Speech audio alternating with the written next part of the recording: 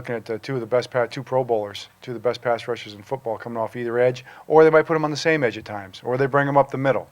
They've got a nice package with what they do. So we'll have our hands full. For us to win the game, it's going to have to be good enough. Hi, I'm Aaron Wilson, Ravens beat writer for the Carroll County Times, reporting from the Ravens training complex in Owings Mills, Maryland. We're here to discuss the Ravens' upcoming playoff game with the Pittsburgh Steelers. Do you view Joe and Ben Roethlisberger as similar type quarterback? I mean, we look at Joe's stature and we make that comparison. Is that a fair comparison? Well, they're different. They're similar in a lot of ways. I mean, they both have strong arms. They're both very smart guys. They both, are accurate. Ben's bigger. Ben's 260 pounds or something like that. When you stand next to him, you can tell he's just a bigger, thicker kind of a guy. But I think Joe's done a really nice job in the pocket, especially recently, and especially in this last game.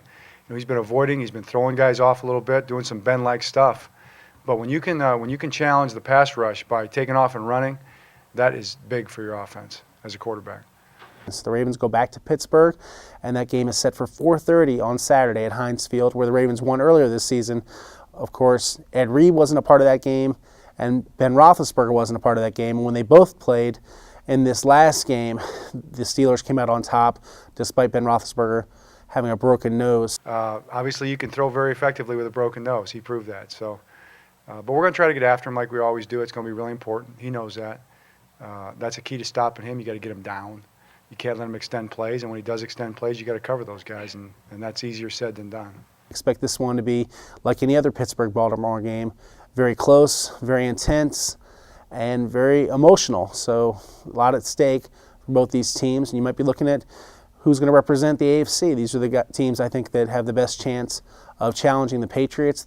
Patriots have to play the Jets, but they took care of business against the Jets earlier this year, and I tend to think that you're looking at the challenger for New England is going to play in this game, and then we'll see what happens in the AFC Championship game, who advances from Pittsburgh, Baltimore. But it should be an interesting weekend of football, and the Ravens are right in the thick of it. They're both 12-4. They won the division because they had a better division record. So therefore, they got the bye in the home field advantage. For such a small margin, what a big difference that makes.